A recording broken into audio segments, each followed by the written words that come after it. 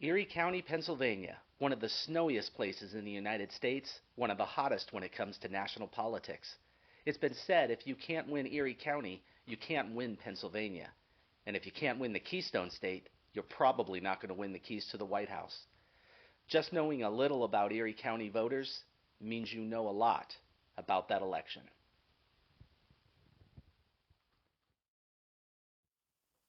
I'm Dr. Joe Morris, political analyst and professor of political science. I'm talking with voters from all walks of life in Erie County, Pennsylvania, a place that's been called America's swingiest swing county, a county that just may well determine the outcome of the 2024 presidential election. While this work is separate from my role and responsibilities as a professor, I do it because it's an opportunity to engage with you, the public, and to help each of us become the informed citizens that our democracy demands. If you ask anyone in Northwest Pennsylvania what Erie County is like, they're almost sure to tell you that it's a great place for families. If there's a reason, any reason to celebrate, then there's a reason to bring out the picnic tables and to get together with the grandparents and great-grandparents, aunts and uncles. It's not surprising then that COVID had a major impact on this community. While today residents are free to celebrate important occasions at those picnic tables with their extended families, the impact of COVID is still being felt in ways that are both concrete and more abstract. Kelly is one of those family-oriented Erie County residents who muddled her way through the pandemic and did so while raising two boys. She reminds us that just because the lockdowns and masking requirements have subsided, it doesn't mean that COVID isn't an issue for the 2024 presidential election.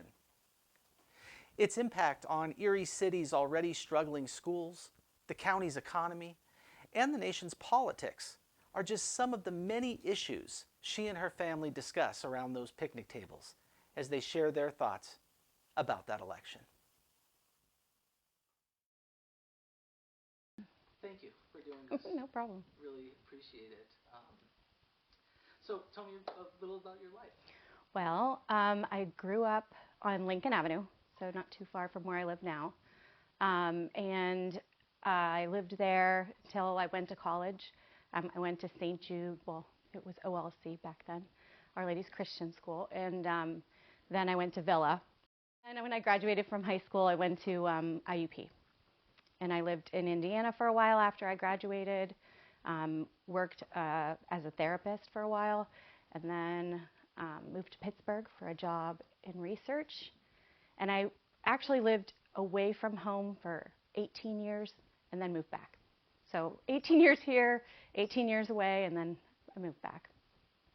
I have a large family. I have 3 older sisters and a younger brother, but my one sister is the only other one that lives locally. I have a sister in Cleveland, one in Pittsburgh, and my brother lives in Austin. We were very close-knit, and, you know, family time was important. It's a little bit harder now with everybody scattered all over, but when we can get together, we still are very close.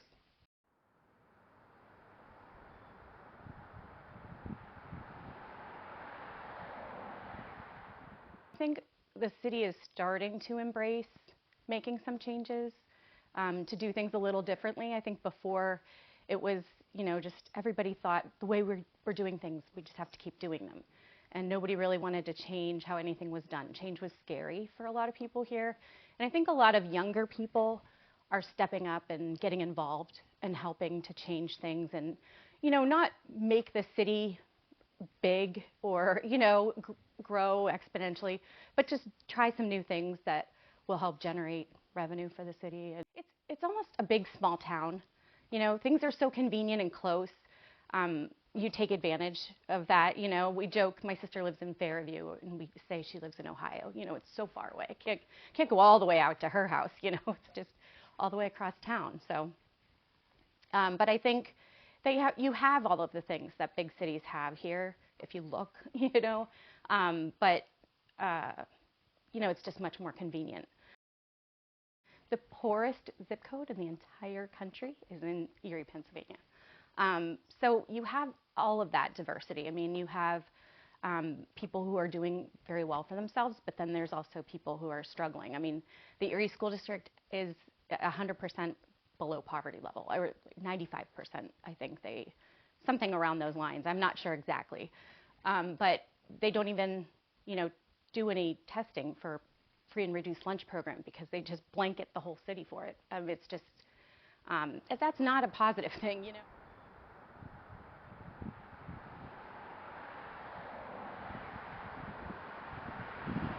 I first moved back, I was very adamant that my kids would go to the Erie School District and we would support the school district to help, infuse, I guess just because there was such a mass exodus, people were, leaving Erie in droves just to get out of the school district because of what was happening there. And I don't think that's necessarily fair for the people who can't, leave and are left behind. So I think I was very strong about that until COVID. And then my youngest son was very depressed from COVID. Like, he did not want to do online school anymore, and it was frustrating for him. So that's why we made the move, and he went to St. Jude's for his 8th grade year, and then we tried at prep for 2 years, but now he's at collegiate again. So we circled back to the school district, but I think it's curbed a lot of the growth that we saw in Erie before. And, Nicholas and I went out to lunch today and try to find a place on a Monday that's open for lunch. It's ridiculous. I know that's so petty and first world problems, but it just shows that they never went back. Like, we're still not back to what would be the normal prior to COVID. So I think it really has done a number on everything. I think it was almost another one of those polarizing issues that instead of just facing what was in front of us, everybody had to make it political. So, I'm not getting that vaccine because, because that's not what my church says to do, or that's not what my president says to do, or, just everything about it became so political. Certain states would shut down more than others. Mostly the Republican states stayed open and said they weren't going to let the virus tell them what to do, or, Fauci, because he's not smart, right? Geez. But, people just thought it was fake if they were on one side of the aisle and maybe took it way more seriously or over the top serious on the other side. And it just became another one of those things that's divided people. I think that the local elections mean so much to local communities. The bigger elections, the national government, there's very little you can do to sway that. So, and I really also think that the person who's elected president, which, seems like the biggest office in the land, they don't really have as much control over things as people believe. It's not like they're a king and they just decide something and then it happens.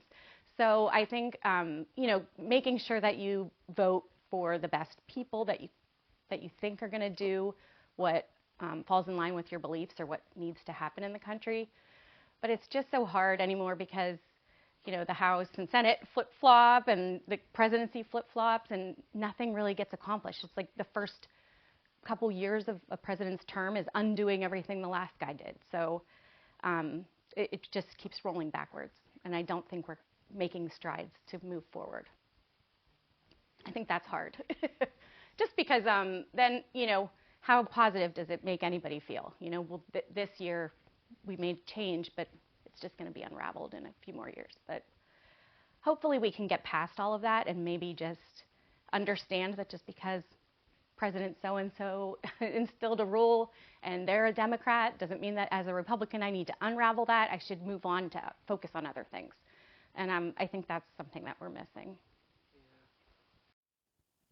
It's noteworthy that years after the quarantines, masking mandates, and social distancing have ended, Kelly identified COVID as an important issue for the 2024 presidential election.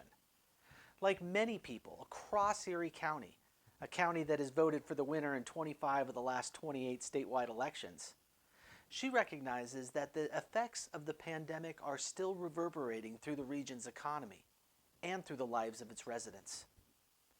The effects of COVID are also still reverberating through our political system. As Kelly points out, Our attempt to deal with the challenges posed by the virus served to highlight deep nationwide partisan divisions, divisions that had been growing steadily for more than a decade. These divisions were on full display as pro-masking groups sparred with anti-masking groups, red and blue states opted for different approaches to school closures, and our nation's leaders seemed to view data through partisan lenses, lenses that made them incapable of agreeing on what was fact and what was fiction. Today, the effects of political polarization on our nation's politics are easy to identify because you hear about them every day in the media, from members of Congress, the president, and your neighbors. As we approach the 2024 presidential election and conversations around those picnic tables turn to politics, you better believe that Erie County voters like Kelly are going to be discussing this issue with their families. I'm Dr. Joe Morris. I'll see you next time to talk more about that election.